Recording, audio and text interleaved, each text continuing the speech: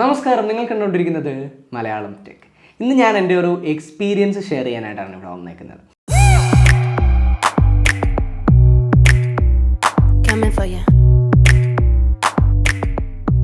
ഞാനൊരു മാക്ക് എടുത്ത കാര്യം നിങ്ങൾക്ക് എല്ലാവർക്കും അറിയാം. ഇതിപ്പോൾ ഒരു 1.5 വർഷത്തോളമായി എൻ്റെ കയ്യിൽ ഇരിക്കുന്നു. അപ്പം സാധാരണ ഈ മാക്കൊക്കെ മേടിക്കുമ്പോഴത്തേക്ക് 1 വർഷമാണ് ഈ ഡിവൈസിൻ്റെ വാറൻറ്റി എന്ന് പറയുന്നത്. അപ്പം ഞാൻ ഈ സാധനം മേടിച്ചു. അന്ന് ഞാൻ ഓൺലൈൻ കയറി ഇതിൻ്റെ സീരിയൽ നമ്പറൊക്കെ ചെക്ക് ചെയ്തപ്പോഴത്തേക്ക് 1 വർഷം വാറൻറ്റി എന്ന് കാണിക്കുന്നുണ്ട്. അപ്പം നമ്മൾ ആപ്പിളിൻ്റെ പ്രോഡക്റ്റ് ആണല്ലോ, അതുകൊണ്ട് വേറെ വലിയ ബില്ല് സൂക്ഷിച്ച് വെക്കാൻ അങ്ങനത്തെ പരിപാടിക്കൊന്നും പോയില്ല. ഓൺലൈൻ വാറൻറ്റി ആണല്ലോ എന്ന് വിചാരിച്ചു. അപ്പോൾ ഇത് അമ്മയുടെ ഫ്രണ്ട് പുള്ളിയുടെ അളിയൻ വഴി ദുബായിൽ നിന്ന് മേടിച്ച ഒരു പ്രോഡക്റ്റാണ്. ഇന്ത്യ നല്ലത് മേടിച്ച് അന്ന് നല്ല പ്രൈസ് ഡിഫറൻസ് ഉണ്ടായിരുന്നു ഞാൻ നോക്കിയപ്പോൾ. അപ്പോൾ അങ്ങനെ ഒരു ചാൻസ് കിട്ടിയപ്പോൾ അവിടെ നിന്ന് മേടിച്ചത്. അപ്പോൾ അതിൻ്റെ ഇൻവോയ്സ് അബദ്ധവശാലും ഞാൻ മേടിച്ചില്ല. അപ്പോൾ എനിക്ക് അങ്ങനെ ഒരു അബദ്ധം പറ്റിയെന്ന് തന്നെ പറയാം. ഇതിൻ്റെ വാറൻറ്റി തീരാറായപ്പോഴാണ് ഞാൻ ഇതിൻ്റെ വാറൻറ്റി എക്സ്റ്റെൻഡ് ചെയ്യുന്നതിനെ പറ്റി ആലോചിച്ചത്. അപ്പോൾ ഞാൻ പൈസയൊക്കെ ശരിയാക്കി എക്സ്റ്റെൻഡ് ചെയ്തേക്കാമെന്ന് വിചാരിച്ചു. ഇപ്പം ആമസോണിൽ കയറി നോക്കി എങ്ങനെയാണ് സംഭവം എക്സ്റ്റെൻഡ് ചെയ്യുന്നത്. അപ്പോൾ നമ്മളത് പ്ലാൻ പർച്ചേസ് ചെയ്യുക, അവർ നമ്മുടെ സീരിയൽ നമ്പറിൽ ആക്ടിവേറ്റ് ചെയ്യും. അങ്ങനെയാണ് സംഭവം വർക്ക് ചെയ്യുന്നത്. അപ്പോൾ ഇവർ പറഞ്ഞു നിങ്ങളുടെ മാക്ക് ഇൻ വാറൻറ്റി പീരീഡ് ആയിരിക്കണം എന്ന് പറഞ്ഞു. ഞാൻ ഇപ്പോൾ ജസ്റ്റ് ആപ്പിളിൻ്റെ വെബ്സൈറ്റിൽ കയറിയിട്ട് ഈ സീരിയൽ നമ്പർ അടിച്ച് നോക്കിയപ്പോഴത്തേക്ക് ഇതിൻ്റെ ഡീറ്റെയിൽസ് ഒന്നും അതിനകത്ത് കാണുന്നില്ല. ഇതിൻ്റെ പർച്ചേസ് ഡേറ്റ് അവർക്ക് ഐഡൻറ്റിഫൈ ചെയ്യാൻ പറ്റുന്നില്ല എന്ന് പറഞ്ഞ് ഒരു സംഭവം ഇങ്ങനെ നിൽക്കുക. അപ്പോൾ ഞാൻ വിചാരിച്ചു ഇതെന്ത് പറ്റി. ആദ്യം നോക്കിയപ്പോൾ ഇതിന് പ്രശ്നമൊന്നുമില്ലായിരുന്നു. 1 വർഷം വാറൻറ്റിയിലാണ് എന്ന് വെച്ചാൽ വാറൻറ്റി പീരീഡിലാണ് എന്നുള്ളതൊക്കെ എഴുതിയിട്ടുണ്ടായിരുന്നു. പക്ഷേ ഇപ്പോൾ നോക്കുമ്പോൾ അത് കാണുന്നില്ല. അപ്പോൾ ഞാൻ ഭയങ്കര കൺഫ്യൂസ്ഡ് ആയി, ഇതെന്താണ് സംഭവം. ഞാനിപ്പം ആപ്പിൾ കെയറിൽ വിളിച്ചപ്പോഴത്തേക്ക് അവർ പറയുന്നത് ഇതിൻ്റെ ഇൻവോയ്സ് പ്രൊവൈഡ് ചെയ്ത് കഴിഞ്ഞാൽ വാറൻറ്റിയിലാണോ ഇല്ലയോ എന്ന് ഞങ്ങൾക്ക് കൺഫേം ചെയ്യാൻ പറ്റും, ഇൻവോയ്സ് പ്രൊവൈഡ് ചെയ്യാൻ പറഞ്ഞു. അപ്പോൾ ഞാൻ കംപ്ലീറ്റ്ലി പെട്ടു.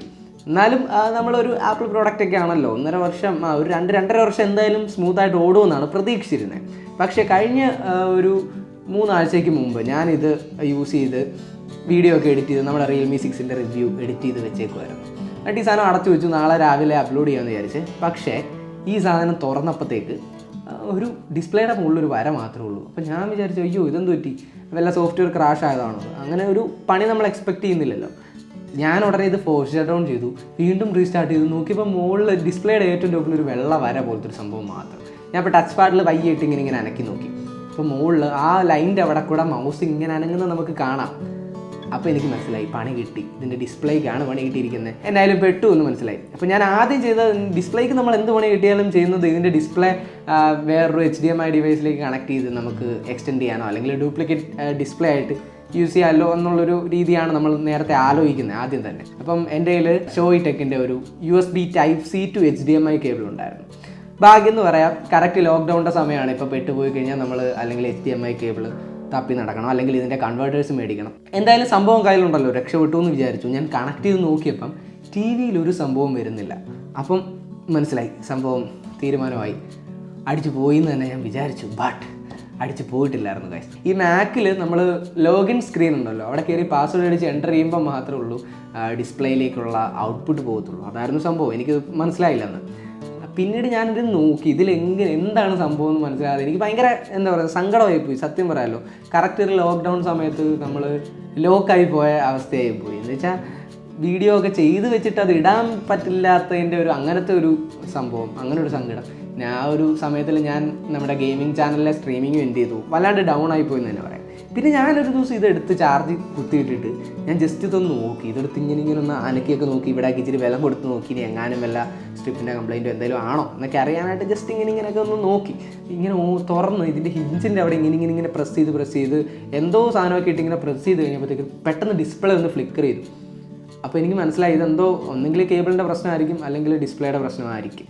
ഇനി അതും അല്ലെങ്കിൽ റെയർ ചാൻസ് എന്തെങ്കിലും ഉണ്ടെങ്കിൽ ബോർഡിന് വല്ല കംപ്ലയിൻ്റ് ഉള്ളതായിരിക്കും. എന്നാലും അങ്ങനെ തട്ടിയാൽ പിന്നെ വരേണ്ടതല്ലോ. അപ്പോൾ അങ്ങനെ ഒരു കൺക്ലൂഷനിലെത്തി.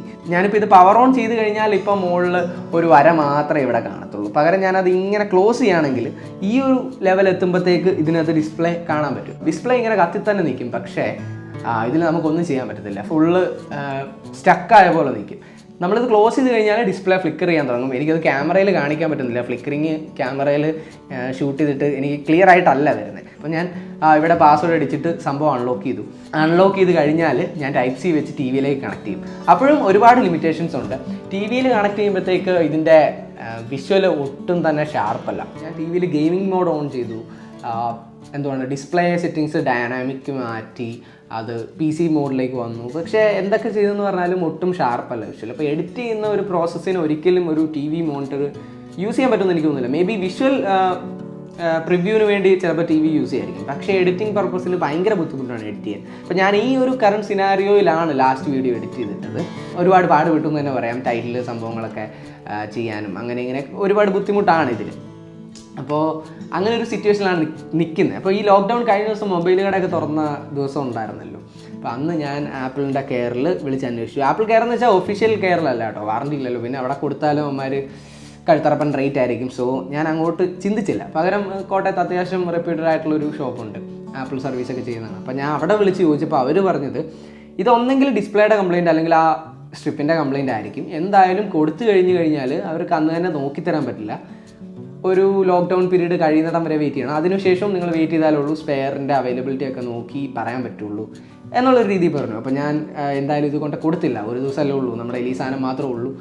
ഗെയിമിംഗ് ചാനൽ സൈഡായിട്ട് കൊണ്ടുപോകുന്നുണ്ട്, ഡെയിലി നമ്മൾ മിക്കപ്പോഴും സ്ട്രീം ചെയ്യുന്നുണ്ട്. അപ്പോൾ അതിലേക്കുള്ള തംബ്നെയിൽസും സംഭവങ്ങളും എല്ലാം ഞാൻ ഇതിൽ നിന്ന് തന്നെയാണ് റെഡിയാക്കുന്നത്. TV കണക്ട് ചെയ്തിട്ടാണ് ചെയ്യുന്നത്.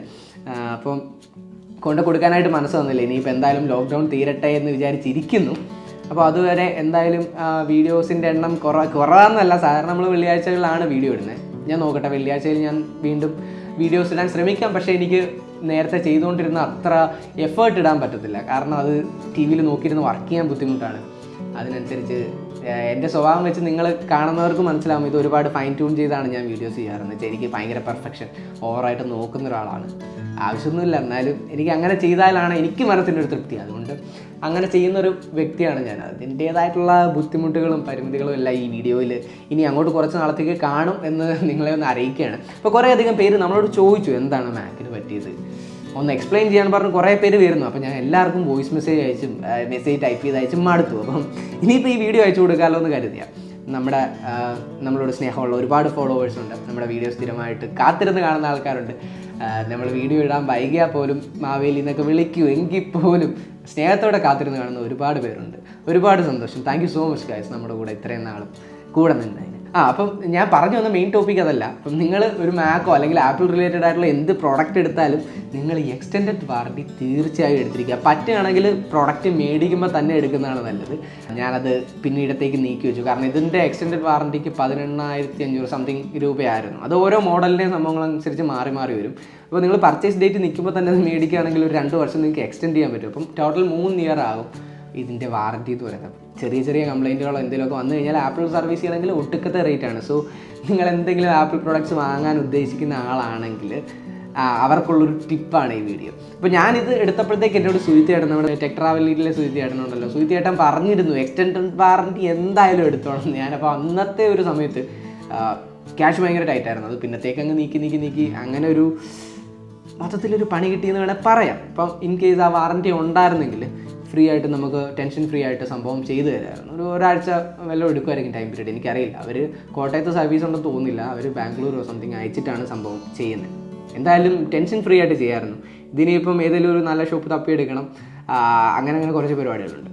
അപ്പോൾ ഇത്രയൊക്കെ ആയിരുന്നു ഈ വീഡിയോയിൽ നിങ്ങളുമായിട്ട് ഷെയർ ചെയ്യാനുണ്ടായിരുന്നത്.